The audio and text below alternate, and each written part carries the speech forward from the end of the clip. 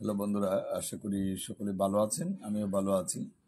আজকে এই পেজে যে ভিডিওটা নিয়ে আসছি, যারা নান্দাইল, ঈশ্বরগঞ্জ এবং গৌরীপুরে যারা সিভিল মামলা বা জমি সংক্রান্ত মামলা নিয়ে ডিল করেন, কিন্তু কিভাবে কি করবেন, অনেক সময়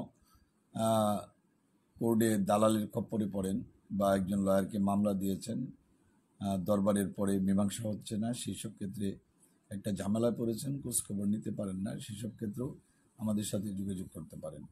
যারা অনেক দিন ধরেই চিন্তাভাবনা করছেন যে যারা গৌরীপুর এবং নান্দাইল ঈশ্বরগঞ্জ কোর্টের যে চৌকি কোর্ট রয়েছে সেইখানে যাওয়া আসা করছেন বছরের পর বছর, কিন্তু সমাধান পাচ্ছেন না, বা মামলাটার কি অবস্থা রয়েছে দূর থেকে খবর নিতে পারছেন না, হয়তো মিডিয়ার মাধ্যমে পরিচালনা করছেন, তাদের উদ্দেশ্যেই কিন্তু ভিডিও দেওয়া।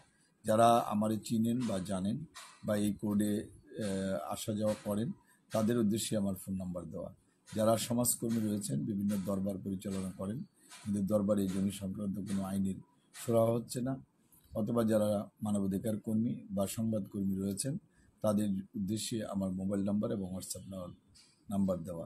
যে কোনো আইনগত পরামর্শের জন্য বাংলাদেশ সরকারের যে আইন রয়েছে জমি জমা সংক্রান্ত বা যে মামলা পরিচালনা পদ্ধতি রয়েছে, সেটা জানতে আমাদের সাথে যোগাযোগ করতে পারেন। আমাদের ফোন নাম্বার 017